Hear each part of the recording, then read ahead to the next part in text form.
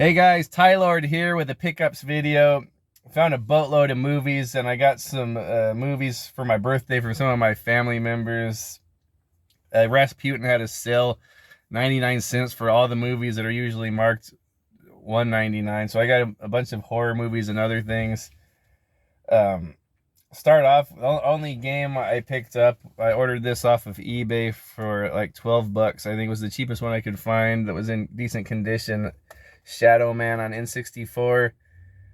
A lot easier to play this than the PlayStation version, although I gotta say I'm addicted to this game. This might be my favorite N64 game now at this point. I don't know how I overlooked this game in the past. This has like all my favorite genres of the time, even to this date, wrapped up into one. If you like Zelda, play this game. If you like Metroid, play this. If you like Resident Evil or Silent Hill, there's a lot of that type of stuff in here. It's an action shooter adventure game, a lot of puzzles and platforming, boss fights, a really big open game. Not really free roam type game, but open. Everything's connected. It's a great big game. Like I'm telling you, if you like Metroid or Ocarina of Time, this is for you. Really dark too, rated M. There's a lot of dark content in this game, and there's quite a bit of voice acting for an N64 game. This probably has the most dialogue from any N64 game I've ever played. But over the story and all that, like the game is really fun. It's a lot of collecting and items to unlock, getting items to unlock other areas. Dude, this is a great game. I was playing it on low res the whole time. I'm pretty far. I'm up to like level 8 with the Dark Souls. Man, I've been addicted to this thing. But I was playing it on low res the whole time. I have that expansion pack. I just realized I could put it up to high res, so it looks even better now for an N64 game. Yeah, definitely recommend that game. Shout out again to HGR for sending me to the PS1 version in the first place. I've been using the map for this. I want to go back to the PS1 game again if I play through it again, because I think I'm accustomed to it enough. I can deal with all the shortcomings of PlayStation. And then from my buddy Mario, Retro T-Barone, he sent me some movies. First one, VHS tape of Ian Fleming's Casino Royale from the 50s. I think this was the very first Bond movie ever made, and I think it was more of like a made-for-TV, like an hour-long deal made for a television, like a television series. Yeah, not a bad movie.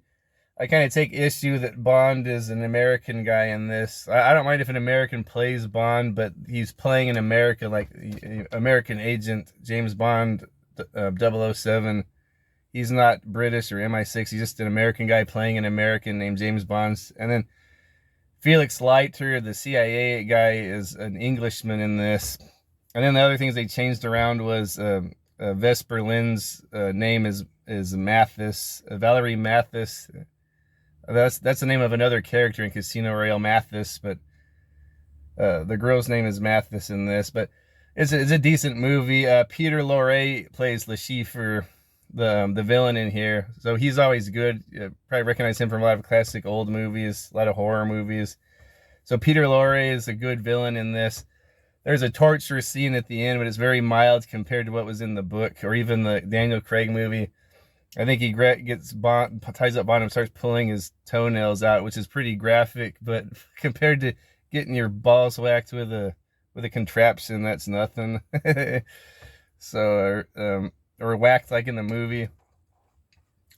So I'm glad to have this in my collection. I did not have this. So now I have this Bond movie starring Barry Nelson as 007.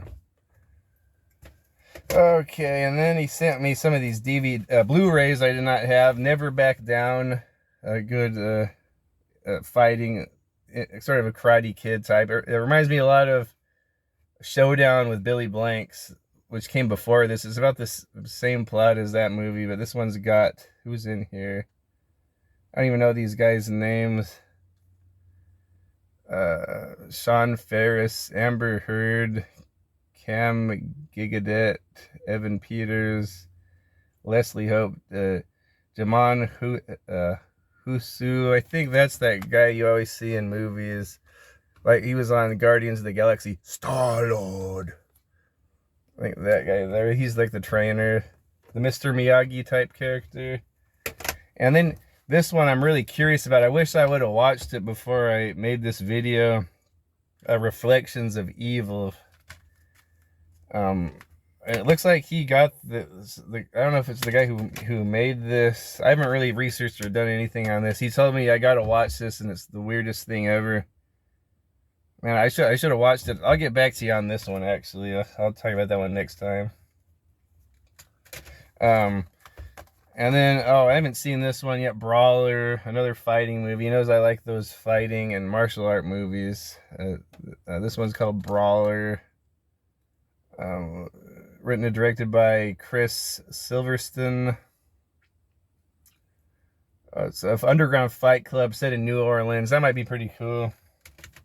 And then, Wanted with Angelina Jolie, and I think Morgan Freeman was in here, and this little guy from Captain Picard. What's his name? Or not Captain Picard, Professor X. What's that guy's name? McAvoy. Yeah, so this is a pretty good suspense, action, adventure, thriller type thing. Yeah, that's about it for the stuff Mario sent me, which is all cool. Awesome stuff. I gotta get back to. Okay, this is one I got for my birthday for my wife. I requested this one off of Vinegar Syndrome. Talons of the Eagle with Jalal Murhi and Billy Blanks. This is probably my favorite Billy Blanks, or one of them. Probably one of my favorite Jalal Murhi movies too. This is a really macho martial arts 90s action movie, like in the same vein as like Showdown in Little Tokyo or Double Impact. Might not have the budget, but it's a really nice looking movie. Even James Hong is in there from Big Trouble in Little China. Matthias Hughes, that big blonde buff guy with the long hair, he's in here. He's the bad guy, of course, or the henchman. Yeah, check it out. The backside's the old original VHS cover, which is cool. It's like a buddy cop / Bloodsport type movie. I've always loved this movie. Like, these two cops are going undercover into a tournament to get into James Hong's criminal organization to take him down. And then Priscilla Barnes from I just know her from License to Kill. She's like the love interest of Jalal's character. She's in here. Very lovely. Yeah, so there's a lot of good training montages in here. A lot of fighting, even shooting action. A lot of martial arts and good stuff. There's a commentary in here. I started watching it at night when I got home from work, but I get too sleepy, so I got to watch the commentary. I've watched the Tiger Claw, all the Tiger Claws. I watched the commentary, and TC2000 I watched with the commentary. I learned all kind of cool stuff. So I'm looking forward to watching the extras on this. Thanks to my wife. Oh, and then she got me one of our favorite movies. I'm serious here. This is like top tier comedy movies for me. This is probably definitely within my top 5 comedy movies ever made. Maybe the top one. I just get a kick out of this movie. Return of the Killer Tomatoes. I think it's from like 97 or 87. Did I get the year right? It might be like 86. It's in mid-80s. Sequel to the 70s movie. This one's the best of the series. It's got George Clooney and what's his name? John Astin from the Addams Family, and Anthony Stark. You probably don't know who he is. He's kind of like a Michael J. Fox looking guy. He's really funny. He's a really good actor. He was in License to Kill. He was in a Bond movie, of course. That's where I would know him from. Yeah, so far, both of these have an actor from License to Kill. Okay, so yeah, this is really funny satirical comedy. Like, if you like Airplane or The Naked Gun, this is hilarious. This gets me rolling every time I've seen it, no matter how many times I've watched it. probably my favorite. There's a few George Clooney movies I like, but this is definitely my favorite George Clooney movie. And then the good old classic Night of the Creeps, probably one of the best 80s horror zombie movies. It's got, what's his name in there from Halloween 3? He's the cop. Really fun, like fun 80s sort of comical zombie movie. I enjoy this one. I didn't have it, so I had to ask for that for my birthday. Okay, and then on to some other stuff I ordered because I happen to have some eBay bucks. The best of the best 2. This has got to be this is up there with Talons of the Eagle for me. This is a cool martial art movie from the 90s.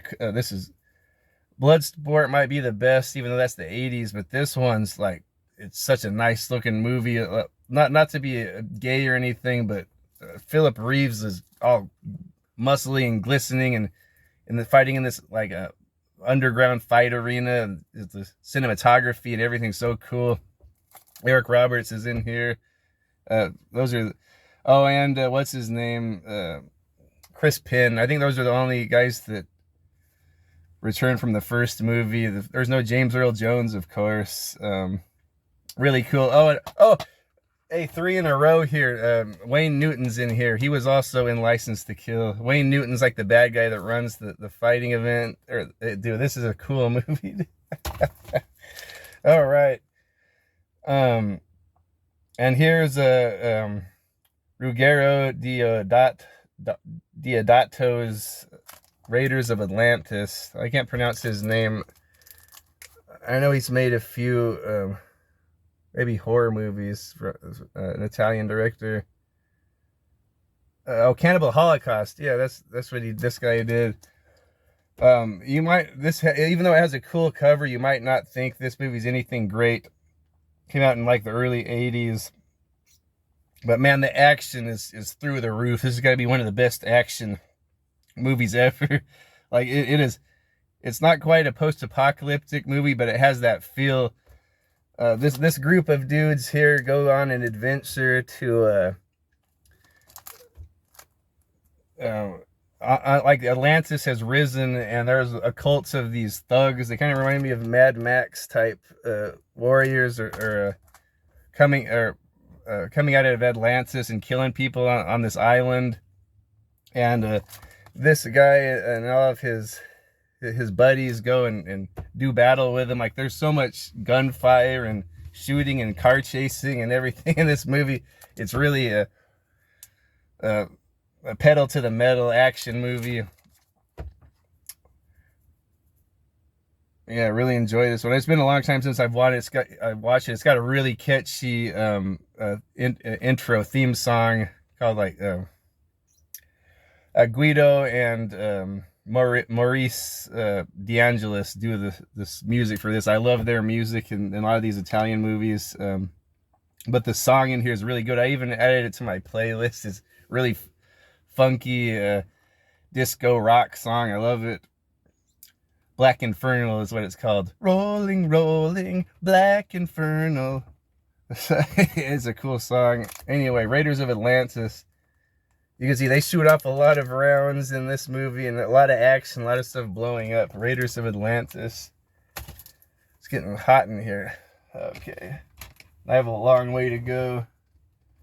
Okay, I'll get to these horror movies first. I got all these at Rasputin's. Okay, there was a sale. These were all $1. I should have gotten more for my homies. Horror movie 10-pack. I'm not going to go through everything on there. I'll probably send this to Tight White. That was $1. Machine Head. This looks like a really low-budget independent movie. I think I remember hearing someone talk about this. Machine Head. It looks really, really low budget. I remember someone saying this was good, and I saw it there for $1, so I couldn't pass it up. All the $1.95 stuff was marked down to $1. Here's a good little collection. I'll probably give this to one of my buddies. 8 movies horrors for $1.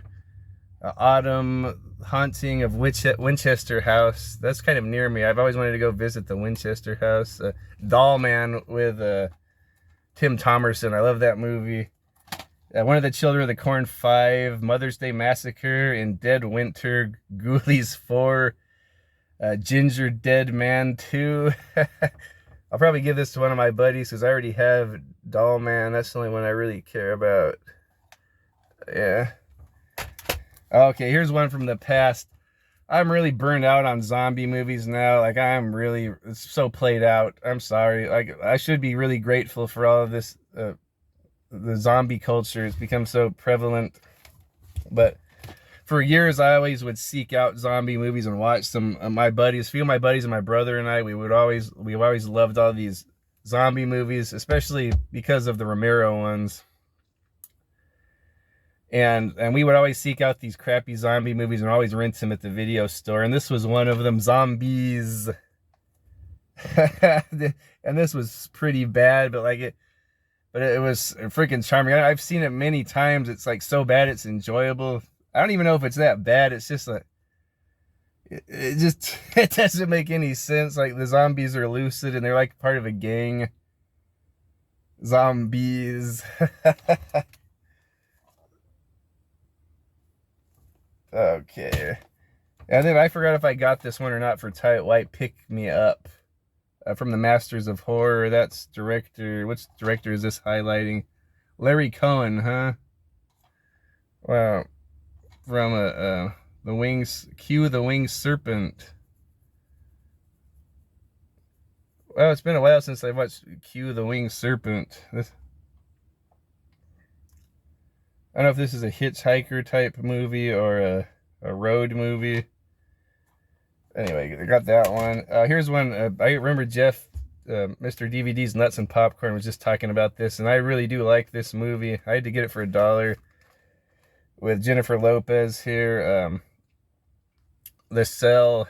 This one like genuinely creeps me out. Like, I was a grown man, or 18 or 19 when this came out, and it was like I got kind of unsettling to me.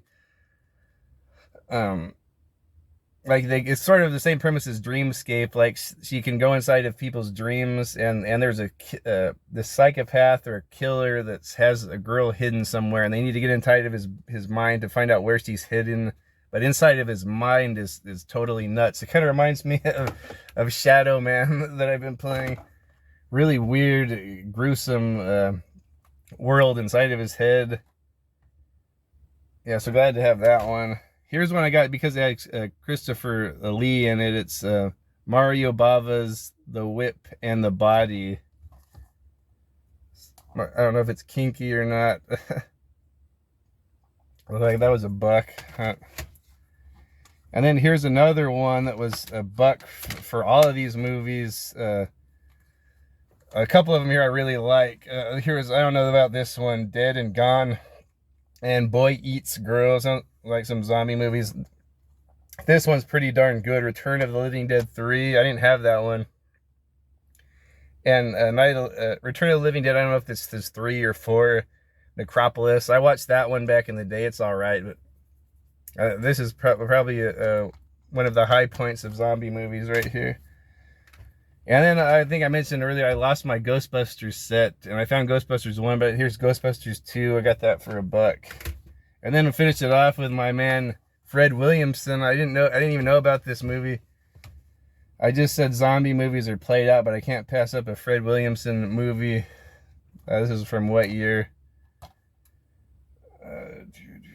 2011. As Z War or War Z. Zombie apocalypse movie with Fred Williamson there, always with his cigar. Stud. Yeah, so I haven't seen that yet, so I gotta watch that one. I probably should have waited and watched that one first. Anyway, that's about it for today, guys. Thanks for hanging around. Listen to me babble about that. I better stop this before it gets to be 20 minutes. Later, guys.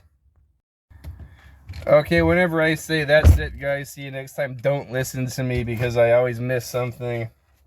Here's my non-horror DVDs with these fancy plastic jewel case movies. Rutger Hauer and Beyond Justice. I've never seen that one, but I did like quite a few Rutger Hauer movies from back in the day. And then this one, Free Fall, with Eric Roberts again here. I always saw this at the video store when I was a kid, and I thought maybe it was like a cliffhanger type ripoff.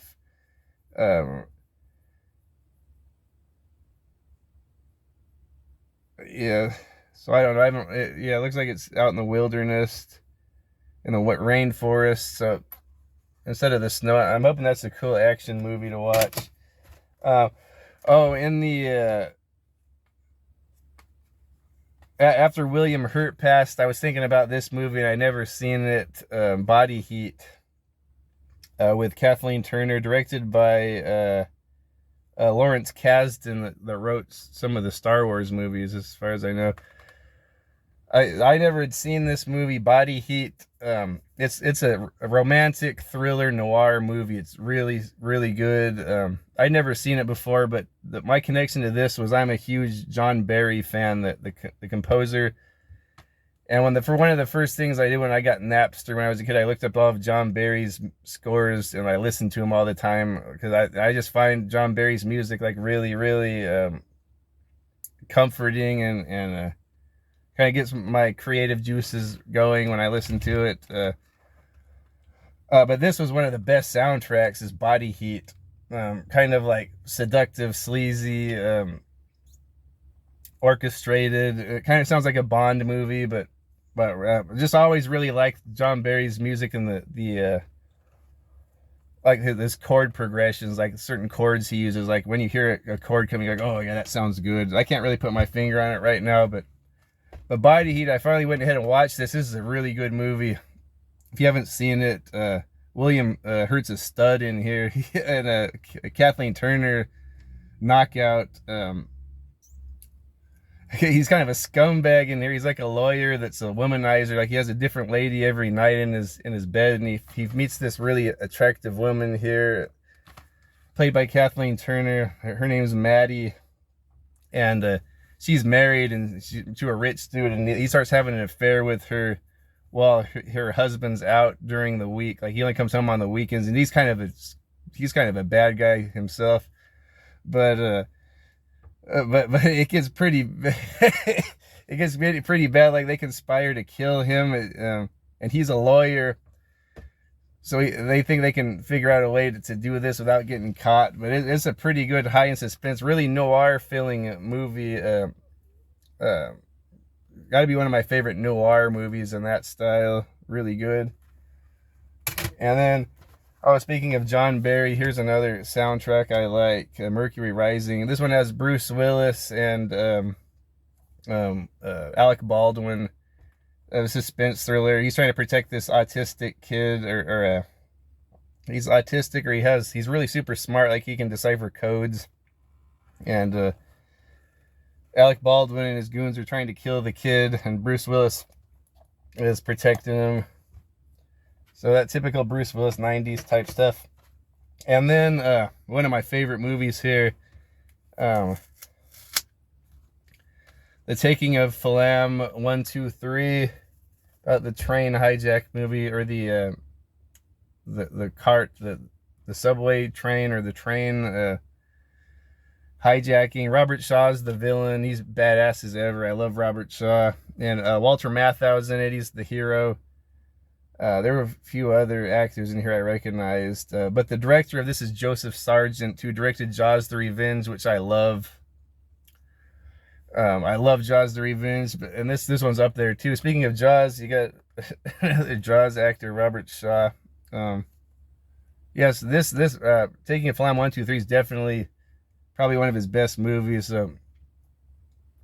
So got to give it to Joseph Sargent for this. And my personal favorite, one of my personal favorites, Jaws the Revenge.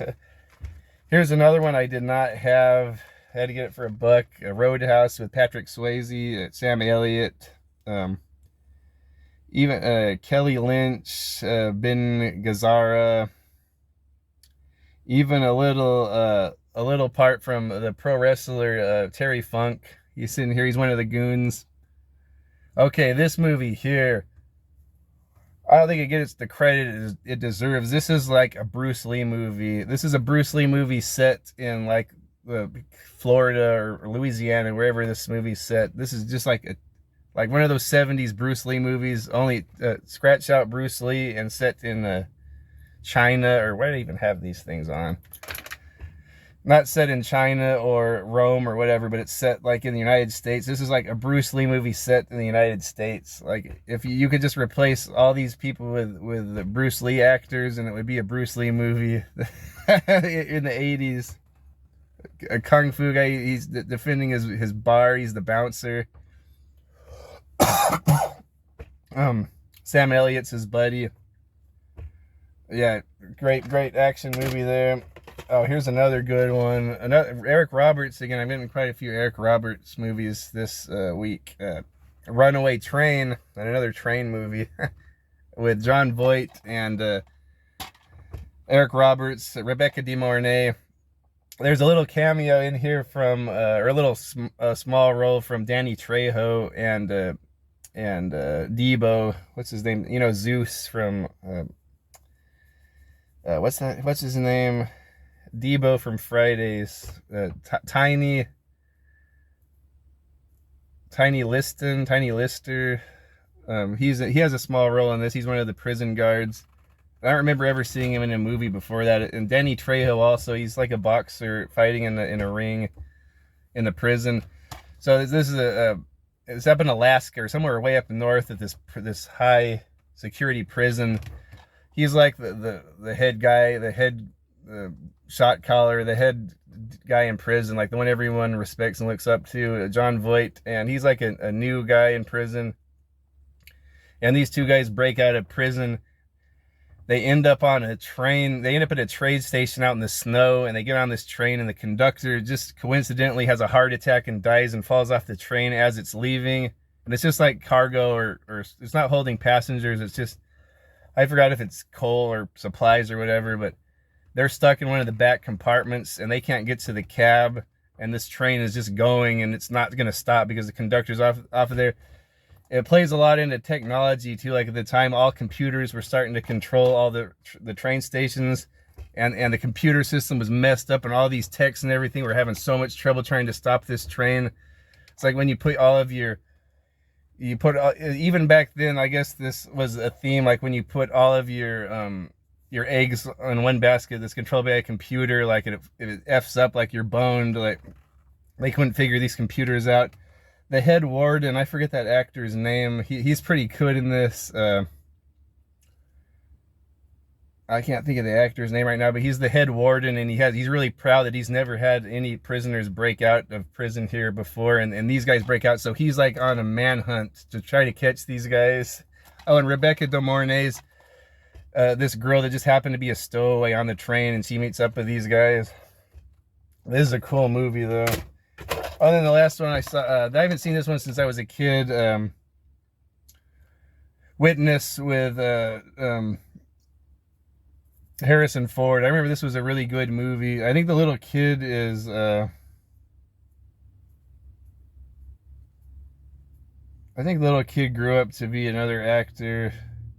I can't remember, but it's his Amish family. An Amish kid witnesses a murder in a public bathroom, and they try to kill his family, so he's putting like witness protection, and Harrison Ford's protecting him. They're Amish or Mennonites. I forget if they're Mennonites or Amish or Quakers. And I think Harrison Ford ends up falling in love with the Quaker woman, or Amish. I'm sorry, is it Amish? Falls in love with her, and they're protecting this kid, and all the thugs are out to try to come kill this kid. Well, this is a pretty good suspense movie. Okay, as far as I know, that's it. So I'll see you next time.